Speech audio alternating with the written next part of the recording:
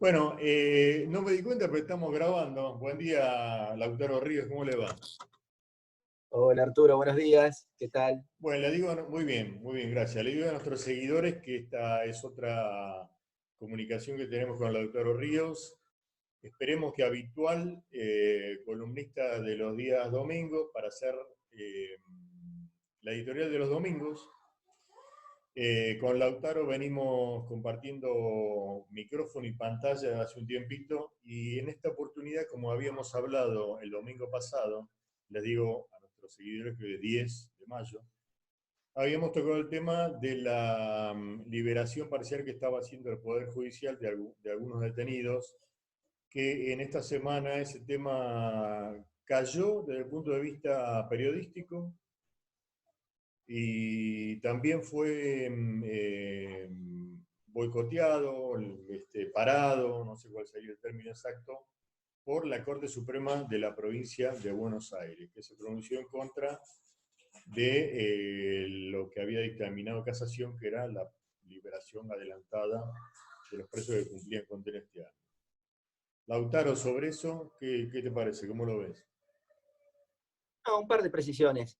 Lo que ocurrió en casación es que se presenta un habeas corpus, lo presentan los defensores generales directamente ante el Tribunal de Casación. El Tribunal de Casación está trabajando en emergencias, o sea que quien decide no es todo el tribunal, sino que es el presidente, o sea, es un solo miembro. E hizo lugar el doctor Violini en su momento, y después, cuando lo reemplazó el doctor Boninsky, amplió la decisión que hacía lugar al habeas corpus que habían pedido los defensores generales. Vuelvo a decir, hago reiteración en esto porque no es el Poder Ejecutivo Sí, el que sí, dispuso la liberación de los vale presos, repetirlo. sino que es los defensores generales que se presentan ante el tribunal, que dependen del Ministerio Público, los defensores, que es parte no integrante del Poder Judicial, pero sí trabaja en conjunto con el Poder Judicial. O sea, quiero destacar esto porque hay que apartar la idea de que es el Poder Ejecutivo el que está atrás de todo esto. Me Sí, interesa sí, hacer énfasis en esto porque es una de las cuestiones que periodísticamente habían trascendido, sí. ¿no? De manera antojadiza, Sí, por no con decir intención. mentirosa. Exactamente, Por no decir bueno, mentirosa. gracias por la corrección. Entonces, se había hecho lugar a una medida que disponía, entre otras cosas, el cumplimiento de la pena en el domicilio de aquellas personas con condena, privativa de la libertad, por supuesto, Mm. pero que sean por delitos leves y mientras durara la situación de pandemia, y que estuvieran, y esto hacía énfasis de la resolución, que estuviera en riesgo su salud como una cuestión antecedente a todo esto. O sea, que ya tenían un problema de salud y Sí. que la situación de pandemia podría agravarla. Entonces los mandaba a la casa a los delitos leves. Y los que habían cometido delitos graves, indicaba que los jueces a los cuales habían dispuesto las condenas, que vieran la forma en que pueda ser cumplida en el domicilio, obviamente con tobillera, con las medidas de seguridad, y que Mm. haya medidas de seguridad también para las víctimas. Bueno, la Corte revoca esta decisión por cuestiones, obviamente hay muchas cuestiones formales y hay otras cuestiones políticas también que influyeron en esta decisión, donde dejaron establecido de que no puede la casación, que es un tribunal de revisión, tomar un asunto que corresponde a otros jueces, que son los jueces de la causa, los que tienen que ver en cada caso concreto la posibilidad de que estas personas puedan cumplir la condena en el domicilio, producto de la pandemia. Bueno, se descomprimió un poco, que era una cosa que más o menos de lo que hablábamos en la otra entrevista, ¿no? En la otra editorial, que no es una liberación indiscriminada de Mm. presos, sino que tiene que ver en cada caso concreto qué particularidad tiene para poder cumplir la pena de una manera alternativa a la del encierro en una prisión. No cambió mucho, porque es lo que ya se estaba haciendo. Así que lo que esto reitera y lo que esto reafirma que todo fue un montaje periodístico, mucha gente se agarró de esto para utilizarlo políticamente. Ahí, Lautaro, esto lo y confirma. sobre esto que estás comentando, ¿a vos te parece que hay una instancia de que que la Corte Suprema de la provincia tiene que confirmar este fallo? ¿Tiene un recorrido legal esto que se dictaminó ahora o terminó acá? ¿No van a salir más detenidos por el tema de la pandemia?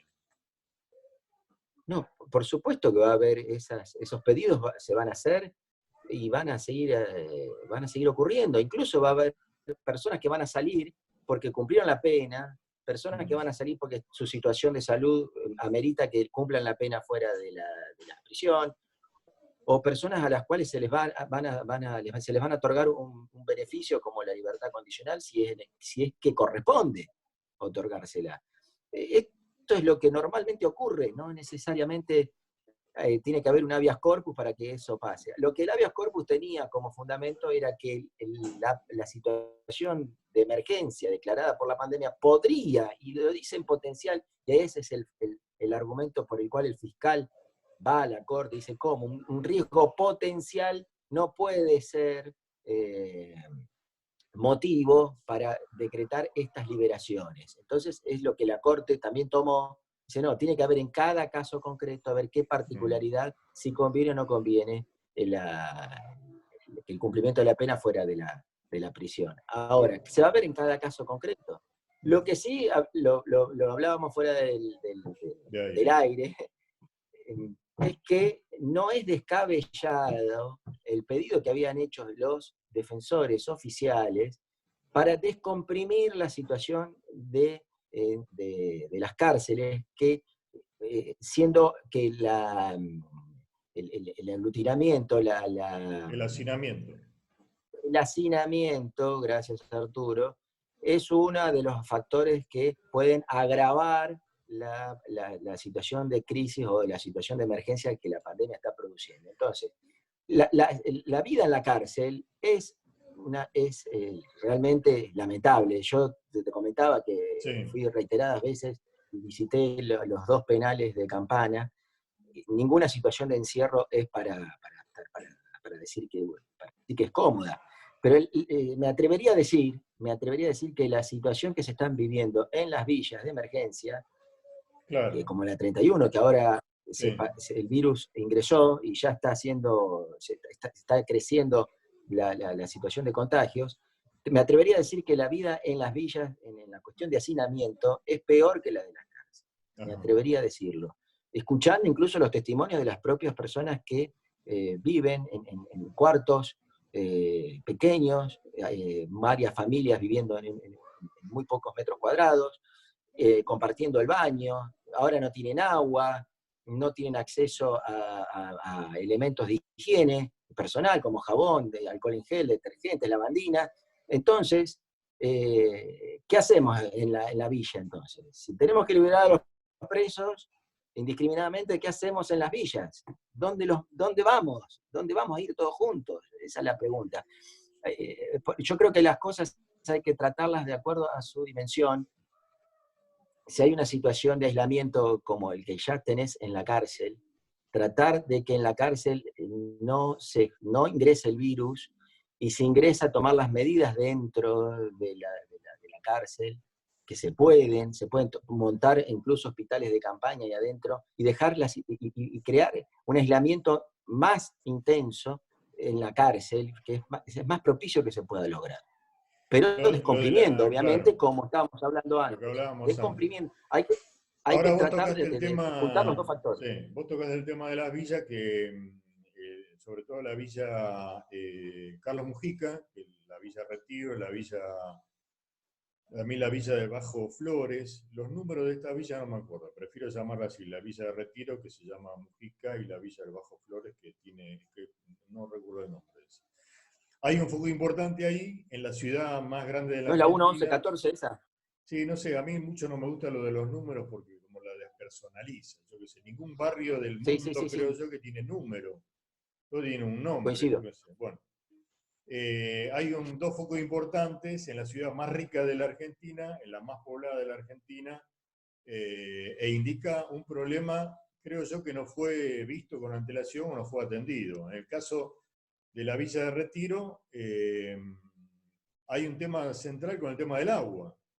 El gobierno de la Ciudad de Buenos Aires falló ahí en el tema del agua, el barrio estuvo o está, no sé todavía, sin agua, y esto presenta un problema muy importante, porque bueno, pues por lo mismo que hablábamos de la villa, una población con muy malas condiciones habitacionales que hacen el hacinamiento, caldo de cultivo espectacular, entre comillas, para un brote La propagación, importantísimo de coronavirus, ¿no?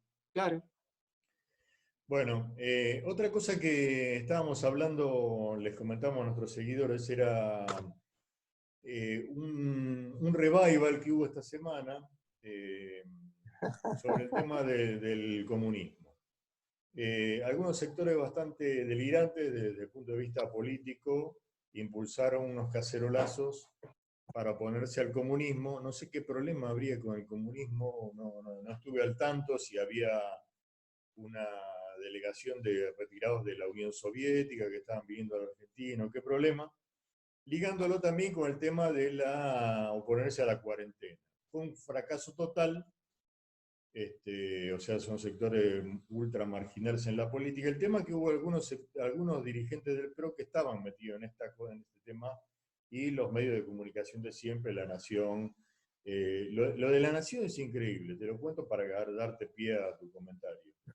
Yo tuve la desgracia de ver unos instantes durante la semana haciendo zapping en el canal La Nación, donde había un periodista, que no me acuerdo el nombre, creo que Olivera se llama, comentando acerca de esto que estamos diciendo, en contra de la cuarentena y en contra del comunismo, y tenía una imagen fija de un balcón en la ciudad de Buenos Aires como ilustrando la gente que hace viviendo los balcones. El tema es que mostraba un balcón vacío, que no había nadie, y otros balcones que también mostraban TN, también en el momento que lo vi yo, por lo menos, no había nadie.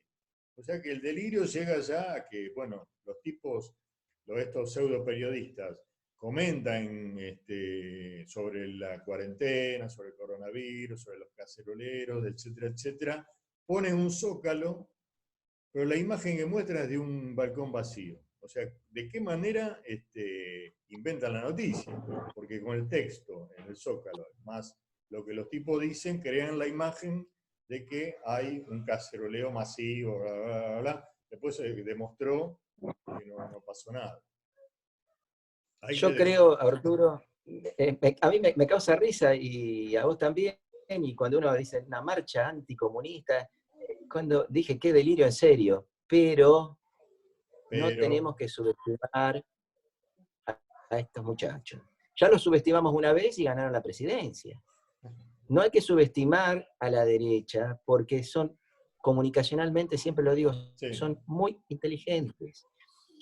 Fíjate vos que el éxito de la convocatoria no fue un fracaso. Ajá. Y siento con vos. Ajá. Porque la derecha no convoca gente. Si vos, fíjate lo que dijo Charles Méndez, no lo quiero nombrar porque si no se nubla y llueve, pero que está lindo el día. Sí. Y lo dijo también el Mauri. Si yo hubiese dicho lo que venía a hacer, no me votaba nadie. O sea, ¿qué quiere decir esto? Las consignas o las proclamas de la derecha son antipopulares. No convocan, ellos no les interesa llenar una plaza, porque no la llenarían nunca, no son tontos.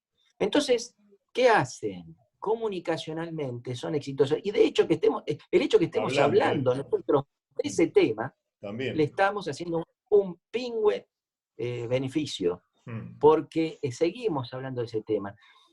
Nos reímos de ellos, de los comunistas, ¿qué están diciendo esto? Pero se quedaron allá en el 50, sí, qué sé yo, ¿no? Aquí en la época de la Guerra Fría, que los comunistas, claro, cuando el comunismo era mala palabra, y le han cargado las tintas, que ser comunista es ser terrorista, qué sé yo. Entonces, ya nadie lo escucha eso, ya nadie le importa, pero seguimos hablando del tema. Y el zócalo y la imagen vale más que cualquier otra cosa, porque es lo que te llega a la tele, es lo que le llega a la gente, es lo que mira. Entonces no nos riamos de estos tipos. Prestémosle atención y no le hagamos el juego. Yo veía C5N transmitiendo, buscando gente en las esquinas, a ver, che, no hay nadie acá, y todo el mundo se reía de la convocatoria de estos grupetes que son financiados, estos think tank, que se les llama así, son financiados por Estados Unidos, y si vos le ves la cadena de dónde viene la plata, te vas a dar cuenta que no se autofinancian acá propiamente. La plata viene de afuera, son ONGs que están vinculadas con otras y a su vez con otras, y cuando llegás a la cúspide te das cuenta de dónde viene la bajada de línea. Pero no son tontos. Entonces, instalan este tema y esmerilan, obviamente con la complicidad, no complicidad porque lo hacen de bueno, sino porque también cobran por estos servicios, no son gratis, de La Nación, Clarín y todos estos medios. Pero cuando veías C5N, vos decís, C5N no lo puedes vincular a la derecha, por lo menos tiene una tendencia. No son hoy oficialistas, en el gobierno de Macri eran oposición, te das cuenta. Ahora, buscándolos en la calle a los delirantes estos, seguía haciéndole publicidad. Y encuentro que en una de las que los andan buscaba a ver qué personas habían participado de la concentración, encuentran justo un flaco, dice, no, yo soy kirchnerista y ustedes son unos, bueno, los insulta, le están haciendo el juego, y yo dije, este pibe está loco, y me puse a pensar, no, tiene razón, porque estos delirantes no hubiesen tenido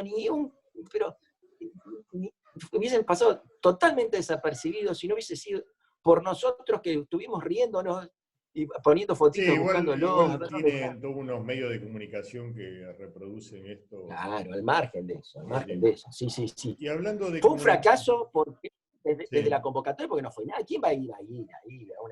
Pero podía haber un cacerolazo masivo en Belgrano, Barrio Norte, Recoleta, no ocurrió eso tampoco. No ocurrió.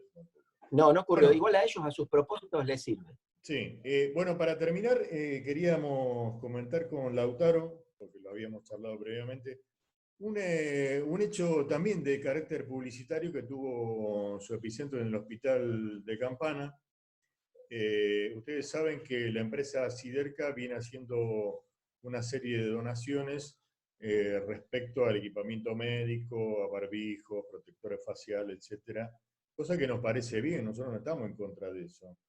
Lo que sí hemos criticado, porque vamos a precisar un poquito, la Siderca hizo un video institucional utilizando al hospital como escenografía de ese video, donde entraron al hospital gente ajena, que no iba a ser atendida entre ellos, gente que incluso no vive en Campana, por lo tanto no debería haber entrado a la ciudad de Campana, como el señor Pablo Roca, que no vive en Campana y es parte central del video ese institucional. También entran varios empleados de Siderca llevando cajas con donaciones, no sé qué llevarían las cajas, y entra el equipo de filmación. Bueno, y como decíamos en otro video, eso muestra también, o lo muestra también al cuestionado secretario de comunicación del municipio, que es el señor Martín Seguín, que sigue estando acusado de abuso sexual.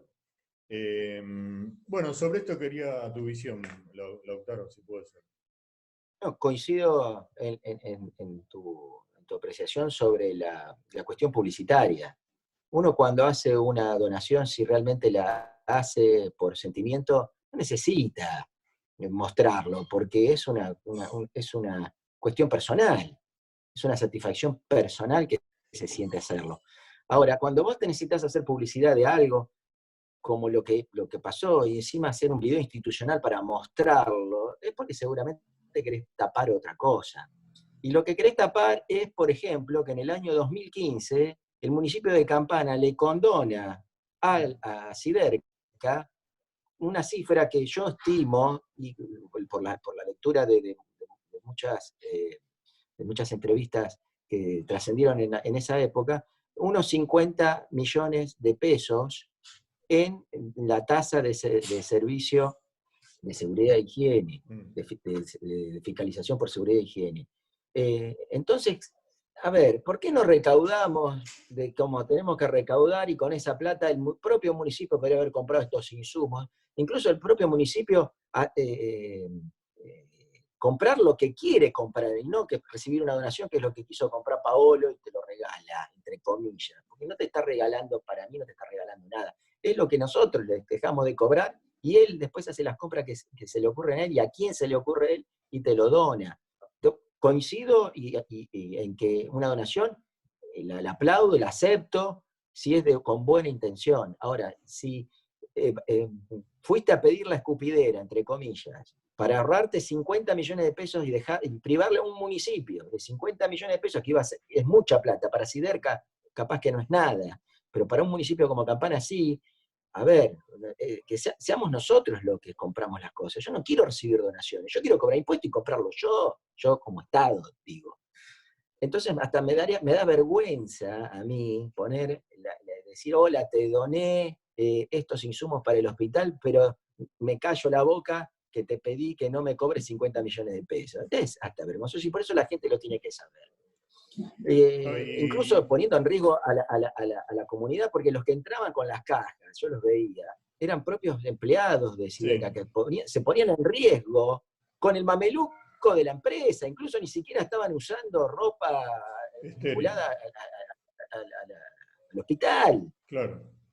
Una propaganda de lo más obsceno. Perdóname por ahí la expresión, pero me disgustó enormemente, más allá de que bienvenida la donación, obviamente, hoy, bienvenido todo lo que pueda venir lo que nos llamaba la atención también, Lautaro, que lo dijimos en otro video, es que en Campana es absolutamente, se ve como algo natural, que Paolo Roca y sus empleados puedan estar en el hospital en plena cuarentena, cuando nadie puede ir al hospital a filmar un video.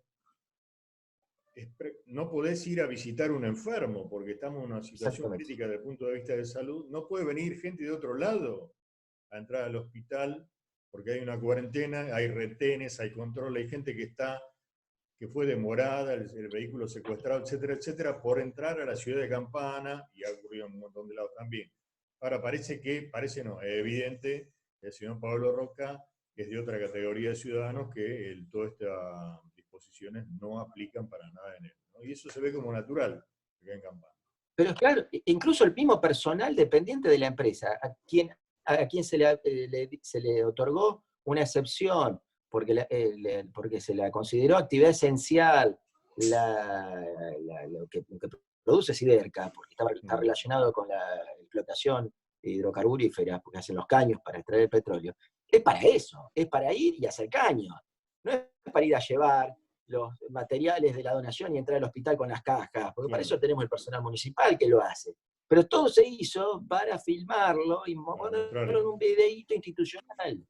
Y después de justificar otras cosas, o poner una pantalla, un telón, por ejemplo, la situación de contaminación ambiental, por ejemplo, los despidos que produjo el Grupo Techín. Entonces todo eso arma una escenografía que no te hace ver lo que está pasando atrás, entre bambalinas. Bueno, muy bien. Hasta acá hemos llegado con la charla. Muy interesante, como siempre. Lautaro Ríos, habitual columnista de Nada es para siempre y ahora de El Ojo de Nada es para siempre. Bueno, que siga bien, Lautaro. Nos estamos viendo. Vos también, Arturo. Ahí Buen día, chao, saludos.